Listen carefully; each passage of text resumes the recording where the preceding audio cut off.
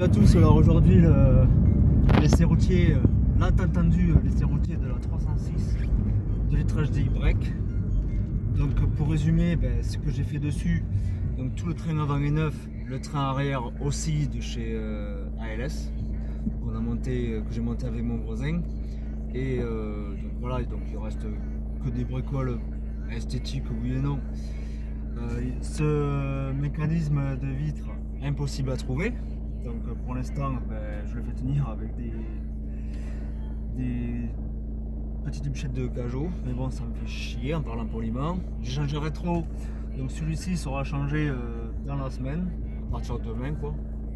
Après j'ai changé le pommeau de vitesse, d'origine. Et mardi je la dépose au garage pour faire la distribution. Et après ça sera nickel quoi. J'ai posé l'attelage. Avec mon voisin aussi. C'était un peu compliqué. Bon, le branchement c'est du plug and play. Donc il fallait bien sortir le pare-choc. Une semaine pour vraiment... j'avais la flemme de le déposer le pare-choc, mais bon. Donc voilà, au moins je sais comment déposer en même temps le pare-choc sur cette 306. Donc elle roule super bien. J'ai changé les pneus. J'ai mis les jantes alu Cyclone et une petite Excel, elle est chaude.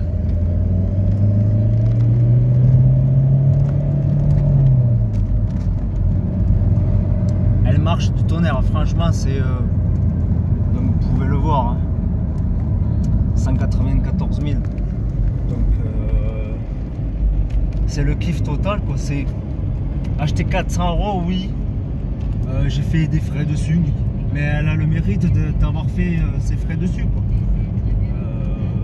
194 000, c'est une motorisation qui est increvable, ça, indestructible de litrage DI.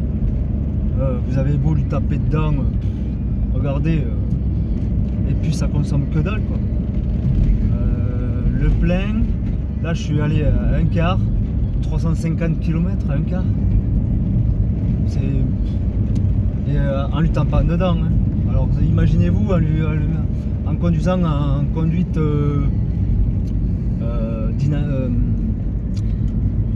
tranquille quoi, conduite éco.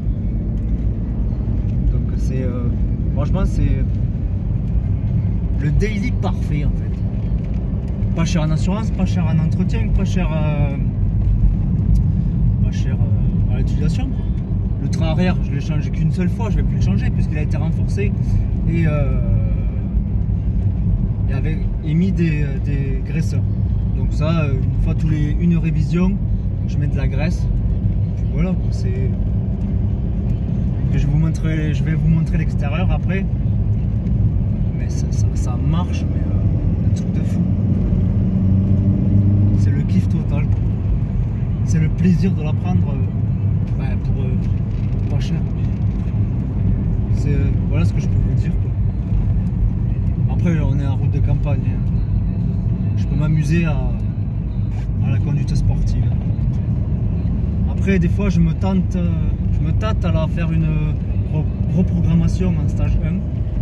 Après je sais pas, je réfléchis. Soit je la laisse d'origine et j'achète une autre caisse pour m'éclater avec. Donc je sais pas. Dites-moi dans les commentaires ce que vous en pensez.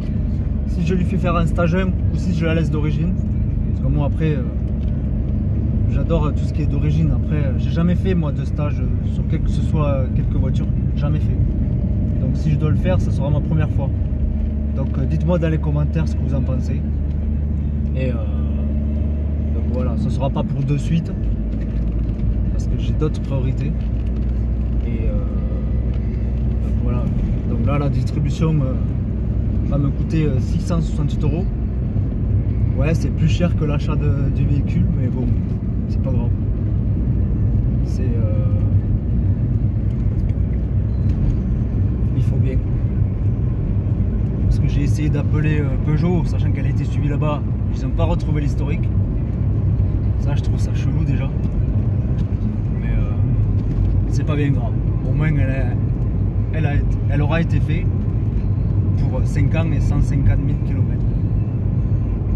Moi je suis tranquille, Parce que comme je compte la garder pour mon fils, en espérant qu'il nous arrive rien entre temps, qu'on ne cartonne pas, ou qu'on puisse encore rouler avec ces anciens véhicules. Voilà, c'est tout simple. Voilà ce que je peux vous dire sur cet essai routier. Et je vais vous montrer l'extérieur, les changements que j'ai apportés. Si vous avez rappelé comment elle était à l'extérieur, parce qu'elle était en jante tôle avec des enjoliveurs. Et voilà, on va s'arrêter un peu plus loin là. Et je vais vous montrer l'extérieur. Bon, après à l'intérieur j'ai juste la clim à recharger. Bon, c'est pas l'époque de la recharger, de s'en servir. Et voilà. On va se retrouver à l'extérieur. On arrive dans un petit village que je connais pas. Donc voilà. On est dans le Gers, hein. Faut pas oublier, dans le Gers. Ceux qui connaissent. Ah ben si, je connais. Du moins, là on est dans le 65, on est passé dans le 65. Ah, je vais vous montrer l'extérieur.